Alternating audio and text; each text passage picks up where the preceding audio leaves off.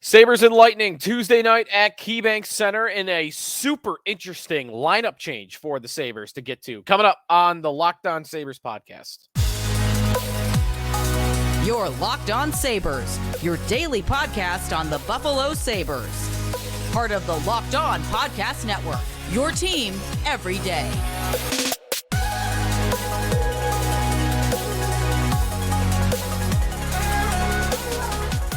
Thanks for making Locked On Sabres your first listen every day. We are free and available wherever you get your podcasts, as well as on our YouTube channel, part of the Locked On Podcast Network, your team every day. Today's episode brought to you by Game Time. Download the Game Time app, create an account, use the code LOCKEDONNHL for $20 off your first purchase. The Sabres and the Lightning, Tuesday night, 7:30 puck drop. It is a TNT game on television, for those wondering, which means the puck drop backed up a half hour for those going to the arena.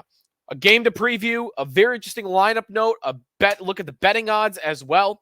The Sabres are favored against the Lightning. I don't really know where to look this up, if you can even look it up, but the Sabres are favored against the Tampa Bay Lightning. When is the last time that happened?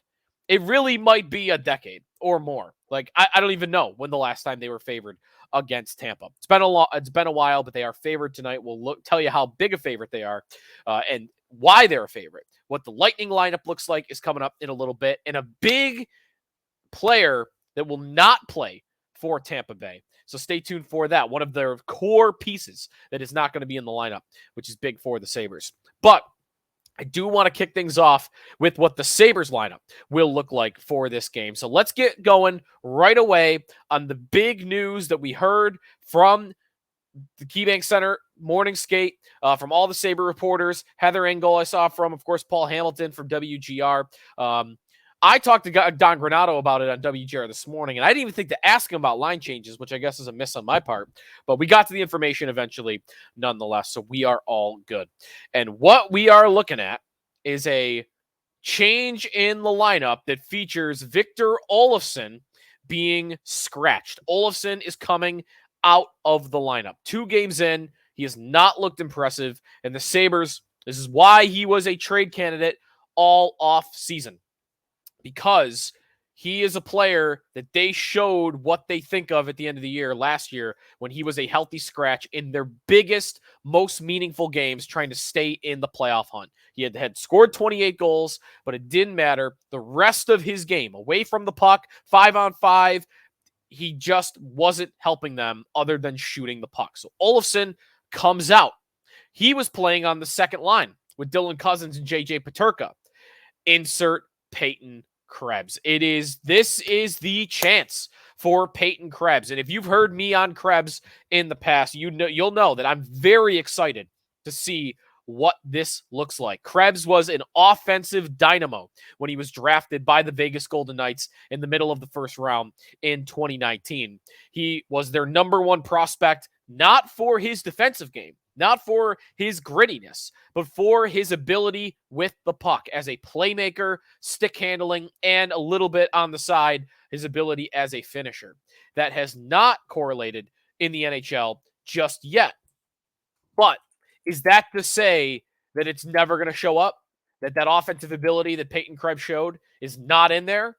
I say he hasn't had a chance yet to show that. Last year, playing primarily with 2 fourth-liners in Kyle Okposo and Zemgus Girgensons. He puts up 26 points, but I think mostly because of who he was playing with and the role he was asked to play. And you know what? Peyton Krebs, playing center on the 4th line, did an excellent job. He became a two-way centerman. He became their best defensive centerman, better than Dylan Cozens last year defensively. He did the job. He did what it was asked, and he filled it in well.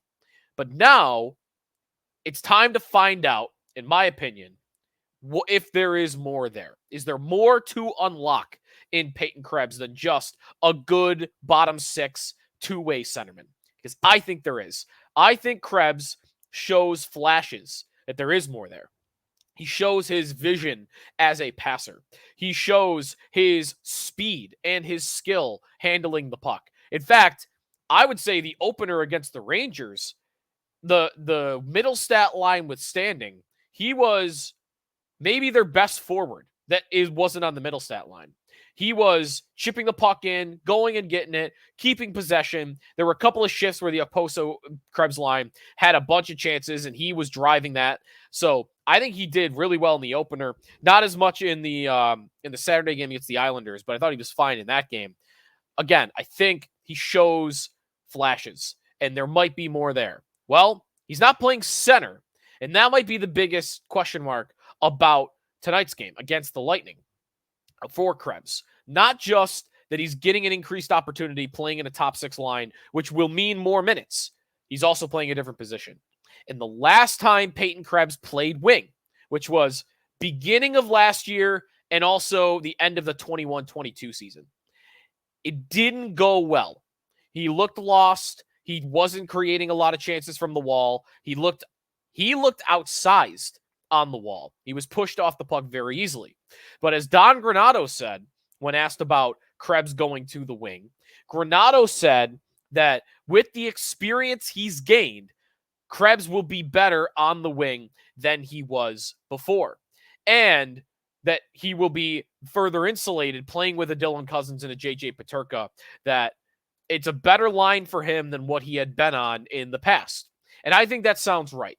You know, he has matured as a player. He has gotten a little bit bigger. He has gained how many games of experience since the last time he played wing? 100? Has he played 100 games since the last time he played on the wing? I don't know that it was right to indict Krebs on the wing because of what he did in his rookie season as a 21-year-old versus what can he do now as a 23-year-old. It could look very different. I would expect it to look different than what we saw last time. And I would expect Krebs is going to do better than Olofsson. He's a better puck carrier than Olofsson. He's a better passer than Olofsson. He's a better skater than Olofsson. He's better defensively than Olofsson. And Dylan Cousins has had a lot of trouble in the first two games. He's had a lot of turnovers, and he just has looked out of place. And I think a big reason for that is the two guys on his side have been unreliable. Peterka was inconsistent last year. I'm hoping that changes this year, but through two games, he's getting pushed off the puck easily. He looks a little lost himself. And Olofsson, again, at 5-on-5, Olofsson is just not giving you any help. So Cousins might feel like he has to do everything himself. I think Krebs next to him will give another guy, hey, this guy will cover for you in your own end. This guy can carry the puck in instead of you having to do it every time. This guy can set you up instead of you having to drive everything. And again, Peterka, you'd like to think, will grow into that as well, and soon. But Krebs, I think, is that. And he's been doing that on the fourth line. So I like this a lot. Not to mention, Krebs will be on the second power play unit. So getting a few power play opportunities is big as well. Last year, 1 power play goal was all. 2 power play assists. Not a lot of minutes, not a lot of opportunity doing it. He'll be on the second unit, but I think it's going to go well. And I can't wait to see what Peyton Krebs gives the Sabres in a expanded role early on here. Now, what else changed? Not much. You still got the Casey Middlestad, Jordan Greenway, Zach Benson line, who have been far and away the Sabres' best line. All three of them. Don Granato on WGR with me this morning talked extensively about how good Benson has looked away from the puck. Not just with the puck, but away from the puck. And that usually is the big question mark about 18-year-olds, but he's doing fine. Tyson Jost goes into the lineup. He will fill in Krebs' spot at fourth line center, which is perfectly fine. I like Jost. He's fine as a fourth line centerman. I think the Sabres are going to do well here. The other lineup news, it appears as though Devin Levi is going to again be between the pipes. And Levi is being treated like the true number one. Now, let's hope we get better results. I know some of the numbers haven't looked great. I thought he looked really good against the Islanders, and he's been fine so far, to say the least. But Levi between the pipes. You know what? If you were going to play him 2 of the next 3, you got a Tuesday, a Thursday, and a Saturday. I think you play him Tuesday and Saturday, especially when the Thursday game is against Calgary, a Western Conference opponent, versus tonight against a divisional opponent that is vulnerable. And it's time to jump over the Tampa Bay Lightning, as I said throughout the offseason. And I think that begins tonight for the Sabres. So you got to have Levi between the pipes. When we come back, now the Sabres lineup, but there's a big missing component, big missing piece from the Tampa lineup. So we'll do that when we come back here on the Locked On Sabres podcast. We are brought to you by the Game Time app. There's still time to go to this game tonight at KeyBank Center, 7:30 puck drop. Tickets are still available. Check out the Game Time app. It's super easy to look through exactly what's available in the arena. You have the view of your seats right there on your phone, so you know exactly what you'll be looking for as well. So check out the Game Time app. It's, of course, you got football games here in Buffalo throughout the fall and the winter as well. So if you're thinking about going to a game coming up or a little bit later in the year, check it out. See the view from your seats before you buy them. It's my favorite feature. All-in prices show your total upfront. You don't get those hidden fees last minute where, oh, look, a ticket for $75, and then you go to the checkout page and suddenly they're $90 each. None of that. It's all in price right at the beginning. They're not trying to hide anything from you. Buy tickets in 2 seconds with 2 taps. They make it as easy as possible for you. Download the Game Time app, create an account, use the code LOCKEDONNHL. You get $20 off your first purchase. Terms apply. Again, create an account, redeem the code LOCKEDONNHL, $20 off. Download Game Time today. Last minute tickets, lowest price guaranteed. This episode of the Locked On Sabres podcast also brought to you by Athletic Greens. Check out Athletic Greens. It's how I start my morning every day. It keeps me healthy, gives me I love the shakes in the morning. I love the drops right in my water or coffee if I'm not feeling the shake because I don't even notice it. It's also a lot quicker if you want to do it that way. Maybe you're running late for work. Check out AG1. AG1, I drink it. You know, I've been noticing a different overall feeling of health, a more willingness to want to go to the gym every day. AG1 replaces your multivitamin, your probiotic, and more in one simple, drinkable habit. Science-driven formulation of vitamins, probiotics, and whole food source nutrients. AG1 raising the standard for quality in the supplement category. If a comprehensive solution is what you need from your supplement routine, then try AG1. Get a free 1-year supply of vitamin D and 5 free travel packs for on the go with your first purchase. Just go to drinkag1.com/NHL network. That's drinkag1.com/NHL network. That's drinknhl.com/NHL network. Drink it out. Check it out. Back here on the Locked On Sabres podcast, Sabres and Lightning, 7:30 puck drop. Sabres are favored in this game. One of the big reasons the Sabres are favored is the goaltending. Devin Levi for Buffalo, and it appears as though Jonas Johansson is going to get the start for the Lightning. And I've talked about him a couple times. He is an AHL goaltender, and that is it. And the Sabres, who saw 2 elites early on, Igor Shesterkin, Ilya Sorokin, get the complete opposite with Tampa.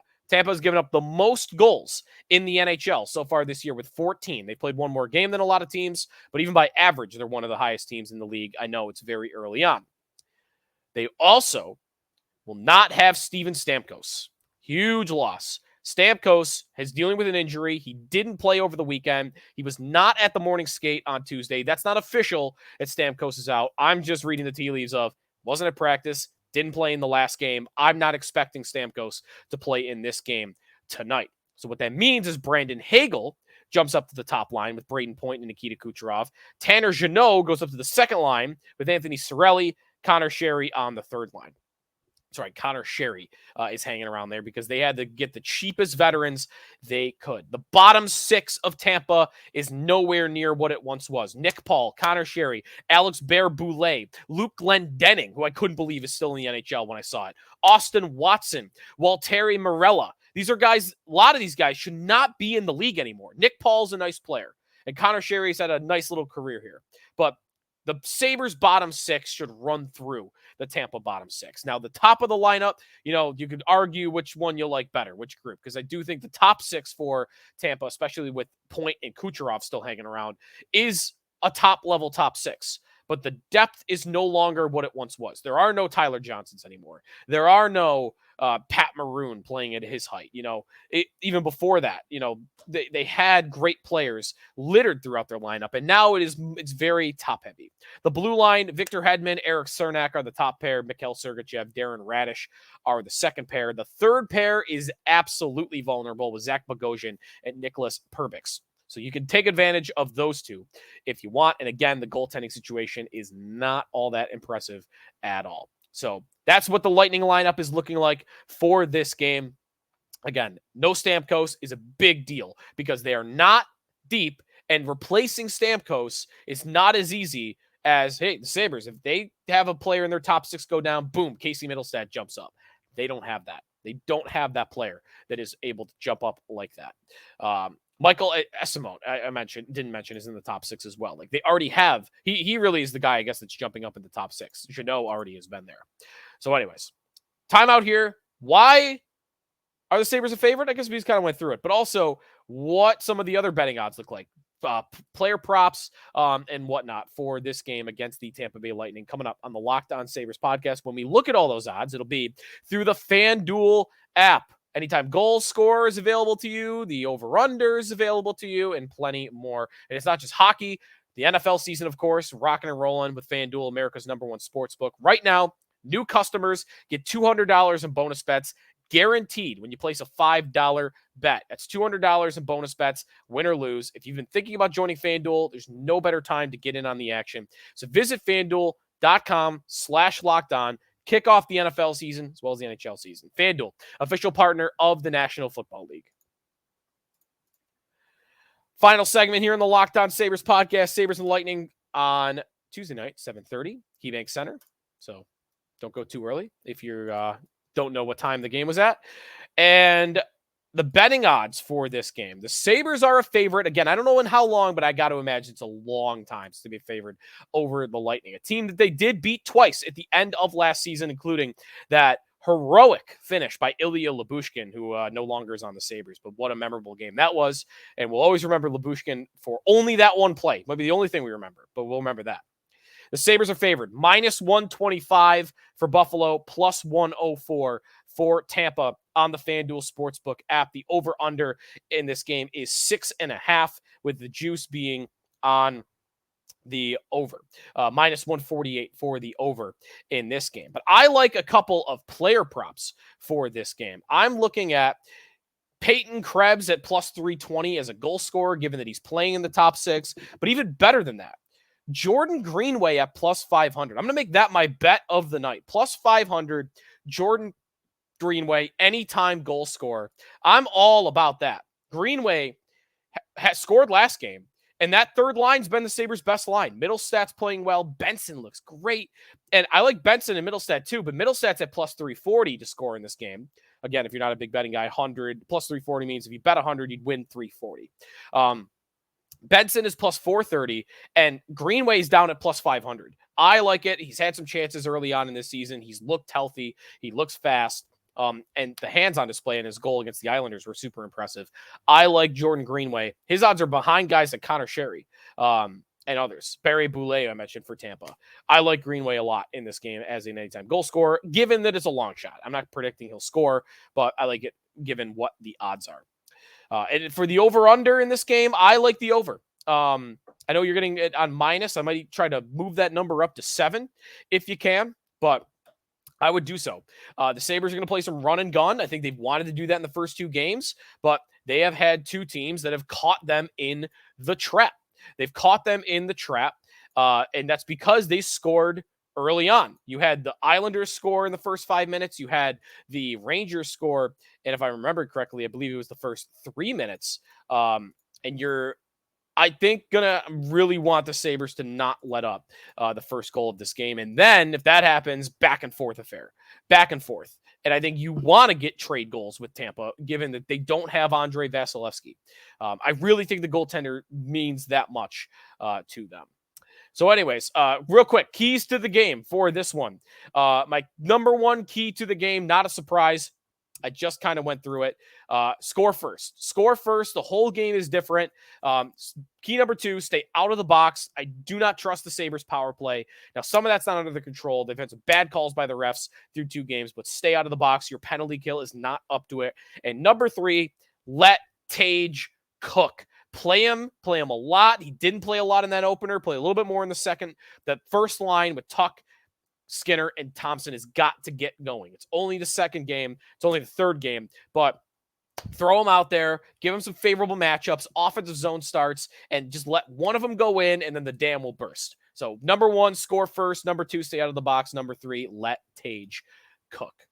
And that's going to do it. Enjoy the game, Sabres and Lightning. And we'll talk about it next time for you everydayers here on the Locked On Sabres podcast, part of the Locked On Podcast Network, your team every day.